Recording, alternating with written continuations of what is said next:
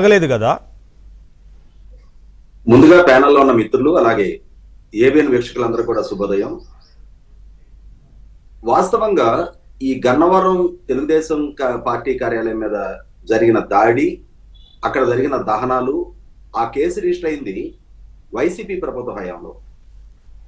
ఆ రోజుకి వల్లభనేని వంశీ గన్నవరం నుంచి ఎమ్మెల్యేగా కొనసాగుతా ఉన్నాడు. పైగా తెలుగుదేశం నుంచి నెగ్గిన వల్లభనేని వంశీ ఆనాటి అధికార వైసీపీ పార్టీతో అంటగాగుతా ఉన్నాడు. అయినా సరే సత్యవర్ధన్ నిజంగానే ప్రలోభపడేవాడు, ప్రభావితం అయ్యేవాడు అయ్యి ఉంటే ఆ రోజు అంటే అతను మొన్నటి అఫిడవిట్ లో మెన్షన్ చేసిన విధంగా తెలుగుదేశం నాయకుల ఒత్తిడి మేరకు నేను ఫిర్యాదు ఇచ్చాను తప్ప నా ప్రమేయం లేదు, నాకు అసలు ఆ కేసుతో సంబంధం లేదు అని చెప్పని అఫిడవిట్ లో మెన్షన్ చేసింది నిజమైతే, ప్రతిపక్షంలో ఉన్న తెలుగుదేశం నాయకులు ఒత్తిడి పెడితే అధికార పక్షం మీద కంప్లైంట్ చేసే అంతటి సాహసానికి అతను ఒడిగట్టాడు.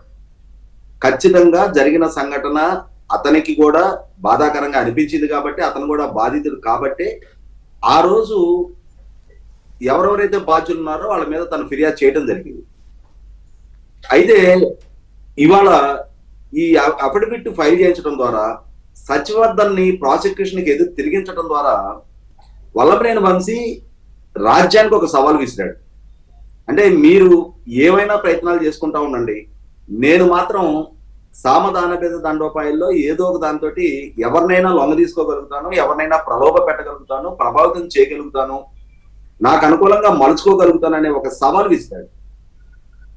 ఇటువంటి పరిస్థితుల్లో అందరికీ కూడా గత 2 రోజులుగా ముఖ్యంగా తెలుగుదేశం శ్రేణులు వాళ్ళ రోమాలు నిక్కపొడుచుకుంటా ఉన్నాయి.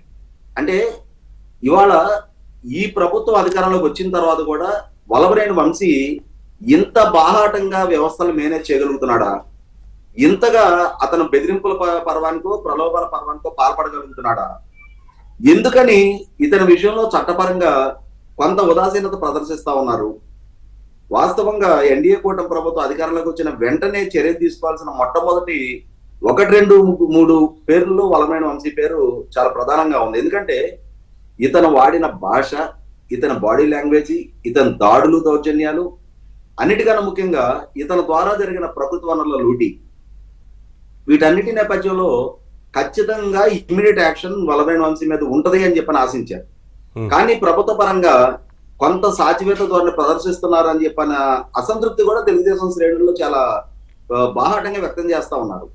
ఇటువంటి పరిస్థితుల్లో సత్యవర్ధన్ ని కిడ్నాప్ చేశారు, కిడ్నాప్ చేసి అతని చేత అఫిడవిట్ మార్పిచ్చారు, అంటే గతంలో అతను ఇచ్చిన ఫిర్యాదుకి వ్యతిరేకమైన అఫిడవిట్ వేయించారు అనే వార్త పెద్ద ఆశ్చర్యం అనిపించలా. ఎందుకంటే వల్లభనేని వంశీ నైజం తెలిసిన, వల్లభనేని వంశీ అనుచరుల వ్యవహార శైలి పట్ల అవగాహన ఉన్న రాష్ట్ర ప్రజలకి అసలు వల్లభనేని వంశీ ఆయనతో పాటు వారి అనుచరులు వీరంతా హంగామా సృష్టించారు కదా. ఆ రోజున కార్యాలయం పైన, టీడీపీ కార్యాలయం పైన దాడి చేసిన రోజు పైగా తిరిగి వారి మీదే కేసులు నమోదు చేయించారు. మళ్ళీ ఆ రోజున వైసీపీ అధికారంలో ఉంది కాబట్టి 100% వాస్తవం. ఆ కేసులో గురుమూర్తి గారిని, తర్వాత మూల్పూరి సాయి కళ్యాణ్ ఇలాంటి వాళ్ళందరినీ కూడా అరెస్టులు చేసి ఎన్ని వేధింపులకు గురి చేశారు. మహిళలను కూడా చూడకుండా అర్ధరాత్రి పూట తలుపులు తట్టెళ్ళి కనీసం నైట్ డ్రెస్ మార్చుకునే అవకాశం కూడా మూల్పూరి సాయి కళ్యాణ్కి ఇవ్వాల.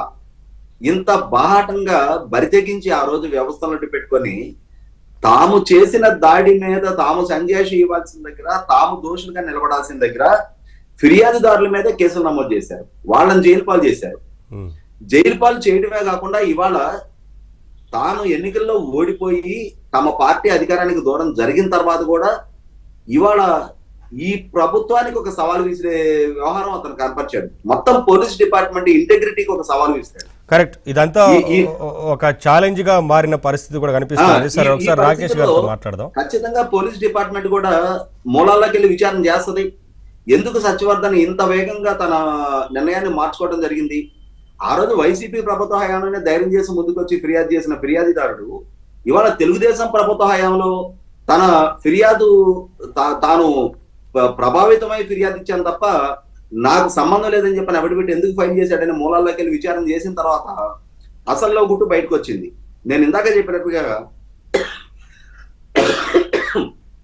సామధాన భేద దండోపాయాలను ప్రయోగించడంలో సిద్ధాస్తులైన వంశీ సత్యవర్ధన్ ని కిడ్నాప్ చేసి బెదిరించి